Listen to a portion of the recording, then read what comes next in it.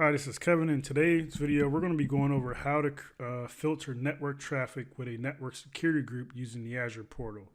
So by default, Azure allows subnets to communicate with other resources in that Azure virtual network. So what we're going to do is we're going to create a network security group and some security roles. We're going to create an application, some application security groups. And then we're going to create a virtual network and associate a network security group to a subnet. And then we're going to go through and deploy some virtual machines and associate their network interfaces to those security groups. And then we're going to test out some of the traffic filters that we applied. So the prerequisites, all you're going to need is an Azure subscription, which you can get for free. Just go to portal.azure.com, sign up, and you'll get free services that you can utilize in this video. So now let's go ahead and create a virtual network. So first thing we're going to need is to create a virtual network. It's a resource group, but we can do that as we're creating the virtual network. So go to create a resource, go to virtual, type in virtual network, and we want the Azure service here and hit create.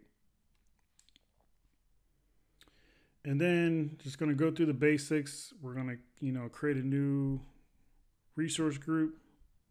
Just call it, new resource, or we can just go new dash resource group and then hit OK. Virtual network name, we're going to call it new dash virtual network.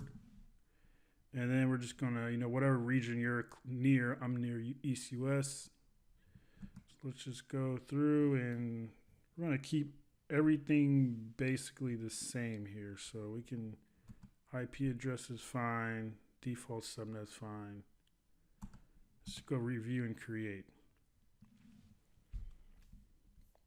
And then next after that, we're going to go in and create some security groups, some application security groups here. So if we go into, let's get that created. So then we're going to go back here while that's being deployed, and let's do another resource. And we're going to look for application security groups. All right, so there you go. An application security group can be used to configure network security as natural extension of an application structure. I'm going to hit create here. So for that resource group, we're going to use our new RG. And for the name here, we're just going to call this, call it my AP security. Oh, let's go new app SG. Review and create.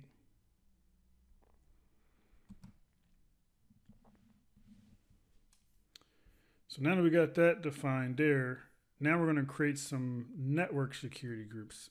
Now the network security group secures the network traffic in your virtual network. So for this, we're going to go create a resource again. So we're going to create a resource again. We're going to go network security group. And we want the Azure service again. And then create. Choose our existing resource group. Give this one new net SG.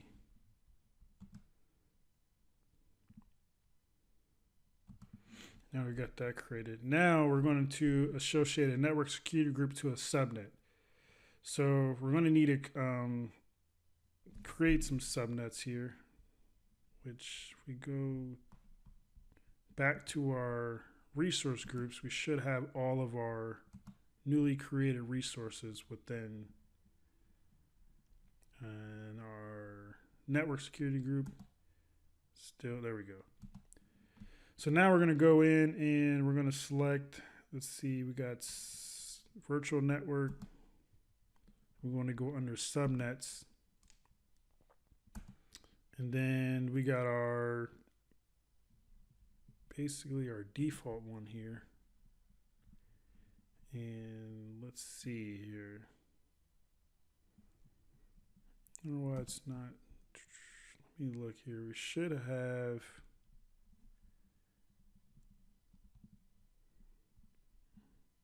Might have moved it here. Somewhere where we can associate. Oh, no, we don't want to go on the virtual network. Sorry, we want to go into the network security group. Then under subnets, we want to associate. And then we're just going to associate that default one, which is under who.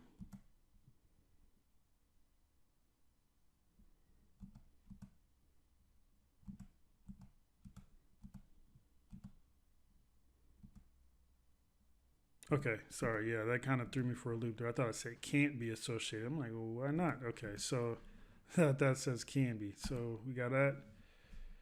So we associated that with the network security group. So this is where we can start to define like, inbound security rules, outbound security rules, things like that. And then, you could associate it with network interfaces as well. So now let's go ahead and create some inbound rules here.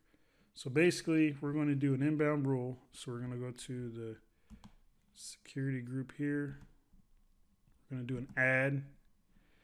And basically, we're going to leave the source as any. So for the source port ranges, we're going to leave as the default asterisk. And for the destination, we're going to select application security group. And then we're going to select my application security group, or the new app security group we have. And then we're going to leave the default service to custom. And then we're going to leave the port ranges. Well, actually, we'll do a 80 and 443 here. And then for the protocol, it's going to be just TCP, since that's what 80 and 443 use. And then for the action, we're going to leave to allow. Obviously, we want to allow this in. And then for the priority, we'll leave at 100. And what this is for is this priority kind of defines where it sits at in the list. So when traffic comes in, the highest, the lowest number is essentially at the top. So if it matches that rule, it'll block it and prevent it from going down any further. So you can do it by 100. You can do it by tens, but it's good to have spaces in between each one. That way, if you need to move the rules around or add ones in between, then you can easily do that. And then we're just going to name this allow underscore, or just allow web access, and then hit add. And then you can put a description if you want. So now that we got all that set, we got that added, and we're going to complete these steps again. And let's see here. If we go, and we're going to do these again. But first, before we do that, let's go back into, we need to create another application security group. And we're going to do this we're going to need to create a group for our management servers. So essentially, it's going to go in the same resource group, but this one's going to be called management servers. Management at, then let's just do security group servers. Okay, so basically we're going to use this to control RDP to our servers we're going to deploy. So we got that created. That might take a second. Let's go back here under our resource groups. And then it says it's complete, so let's do a refresh. So that's in there. So we go into network security group again. we are going to do another inbound security rule. Keep this the same, that the same, destination application security group. Choose the management, custom again. And for this one, we're going to use 3389, which is the port for RDP. And let's see, from any protocol, allow. And then for the priority, we'll just keep it as 110, and then we'll do allow RDP as the name. So it should go underneath that. Now this is going to throw you a little error. Basically what this is saying is, hey, let's see if it gives you the good old message up there. Oh, there it goes. RDP port 3389 is exposed to the internet. This is only recommended for testing, so which is what we're doing. On a live network, you would probably skinny that down to probably internal servers or IP addresses, or you'd be accessing that over some type of VPN. So now that we got that added, once that's completed, we should then be able to create our virtual machines here. So we're going to create 2 virtual machines. Actually, no, let's create resource groups. Let's go back home, create a resource, and then we're just going to go virtual machines. And then we're just going to do, let's see, this one. Just going to just do simple Windows. So I'm going to throw that into our newly created resource group. For the machine name, just go new VM-1. For the region, East US is fine. Then let's see, availability zones. We're going to leave that default standard. Security type standard. For this, we want to change this to 2019. And we want to actually do something with a little bit of power to it. Now you're not going to get charged the full amount that you see here with the cost. These are actually hourly prices, but they just show you the cost per month. So I'm going to do this one just so when I log into it, it's not like super slow. You want to do an admin account, so I'm just going to do a really good password, because if you don't, it'll complain that it's not long enough or secure enough. And then let's see, so for the ports, we're just going to do none. We're going to control that on the actual firewall or the security group there. And then let's go to the networking, the disk. Let's get this out of there. So that's fine. Go over to the networking. And in the networking, we're going to select the virtual network that we want to do this one. The only subnet we have. And then we're going to leave this to, new public IP. That's fine. And then as far as NIC security, we'll just do this as none. And then the rest of this, we should be good to go. So we'll just go ahead and do review and create. You don't have to worry about like management monitoring, tagging, all that stuff. So as you can see, it's like 18 cents an hour. And that's it. Create there.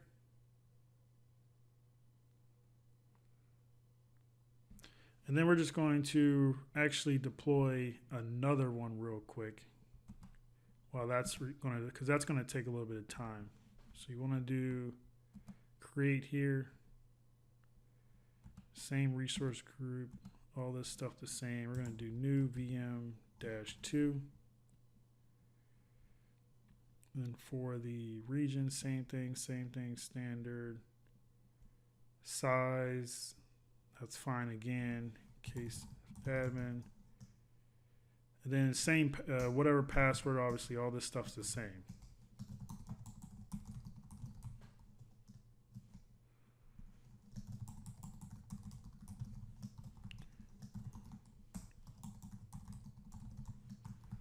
All right, so we got that there. Again, we're going to do none on the ports. We're going to go through to the networking. Keep this as none. New IP. All this is good. Then we're going to go review and create again. So I'm going to pause this, speed this up for a second, let those deploy, and then come back when they're finished. Okay, now that these are finished, we're going to go to the resource, and on each of these, let me find where, let's go to our resource group. And then we should have our VMs in here. Filter, so virtual machines here. So if we go to the virtual machine, we'll go to each one. And you'll go to networking.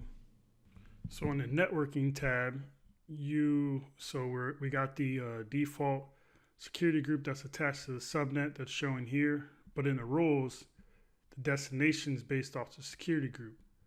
So we're going to go into application security groups. Then we're going to go in and configure this here. And then we're going to assign this one to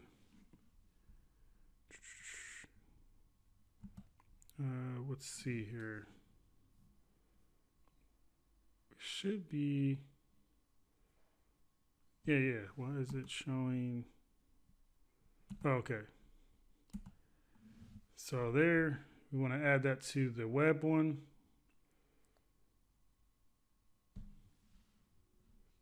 And let's look at, where's the, okay, so we'll use this one. Okay, so this is what we're going to do. Let me close out just to give you better context on what's going on here. So this particular, if we go back to inbound port rules, one of these is going to be for access on port 80, 443, but the other one is going to be access for RDPs, which is our management. So essentially we're going to add one on one and one on the other. So let's kind of lost train of thought of what I was doing there. So this one's going to go there, save, and then what we can do on the other one, which is essentially like your management server. I guess like really like this, none of this is like best practice, but it kind of gives you an idea on what you could utilize this for. So in this scenario, let's say you could have a server that's sitting on the outside of another VNet that's controlled to allow RDP access into the server. But then there's another server that's, only allowing 443, but you want to be able to manage that server. So you have to use this essentially as like a jump box a little bit. Kind of different ways you can set it up, obviously VPNs and all those other types of jazz, but this is more of a kind of quick and dirty way of how that would kind of look and feel. So we're going to go and add this in. So a security group or an application security group is basically just a grouping of applications that's, going to then utilize the rules in the network security group. So once that gets set up, so now that we got all that configured, we're basically just now going to go ahead and test the traffic. So we're gonna, if you don't have RDP, you want some type of client that's going to be able to access this IP address here. So I'm going to take that and I'm going to open up remote desktop and I'm going to put that in there.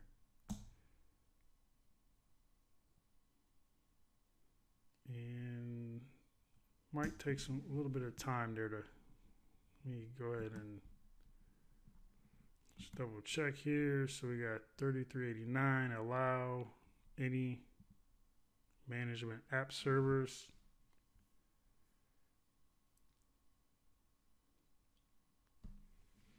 So let's look at this interface here. So IP configuration. This is the public address. Let's try this again.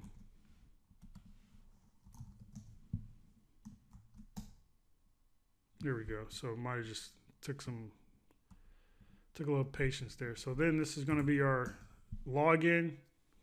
And just to test and make sure that this is working correctly, if we go back into our resource group, go to this VM, this is going to have an outside IP address, but you shouldn't be able to get to it. Let's go back into remote desktop, paste that in. It won't work. Now we can probably open PowerShell and do like a test connection just to test that we can get to that on port 80. So test connection, computer name is going to be that, and then port.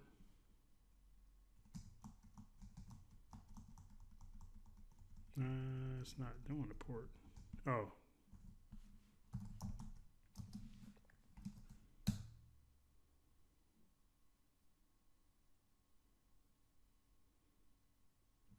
I wonder why that's not. Well, I wonder if it's not seeing. Well, let's see here. Open up another PowerShell session.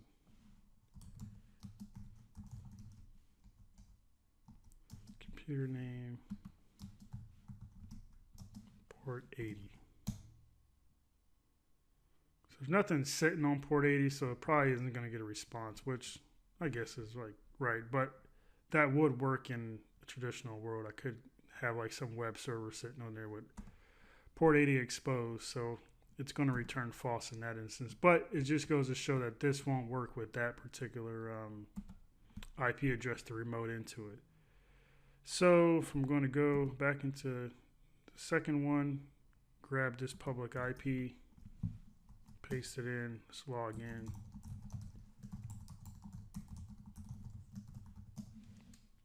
We're going to get this error. Just go ahead and click yes through that.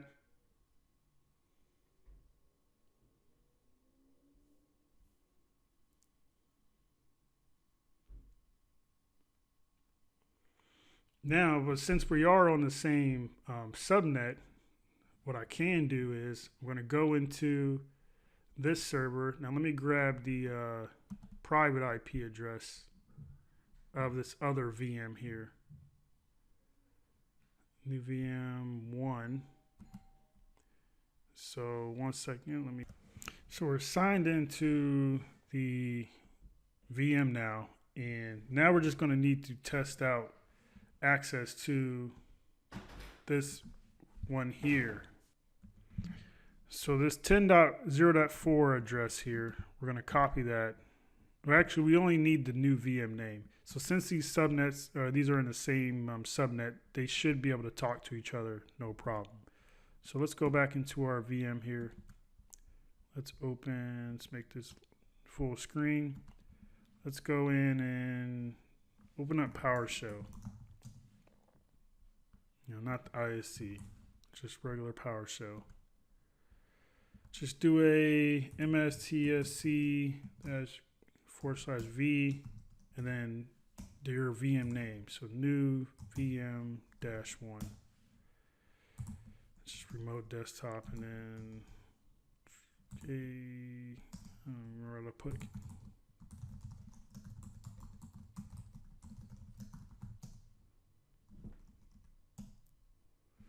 All right, so we're basically like Inception here, a VM within a VM. So now that we got this set up, I'm going to install just a quick web server just to test that we can get that access to the outside working. So let's just open up PowerShell again on here. And just going to install a quick feature. It's taking a little longer. There we go. So we're going to go install Windows feature, if it auto completes.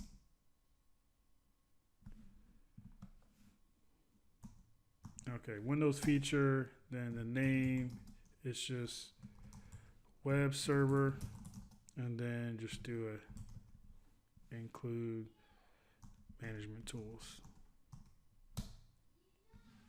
Now let that run here, and let's go. So now that we got the web server installed, we can basically just minimize this stuff. We aren't going to need it anymore. So you should be able to take this IP address and go into a browser and paste that in there.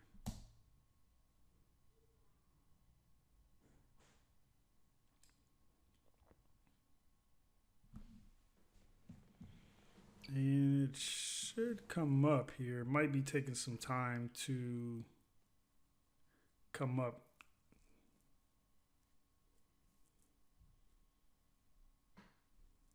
Just give it a second here.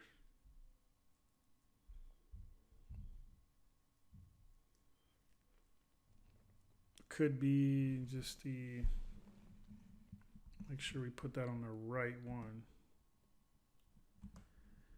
So new VM 1, which is our web server.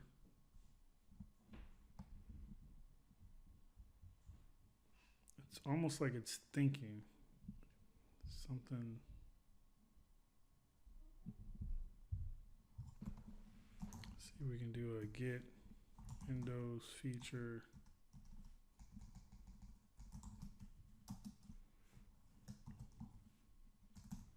Name is web. So is it running? It's installed. I wonder if we can check and see if it's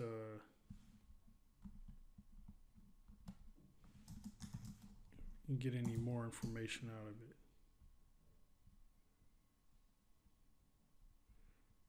You like this system service status? Nothing in there. I think it just might be something. So basically there isn't anything. I wonder if we can even test that PowerShell back out.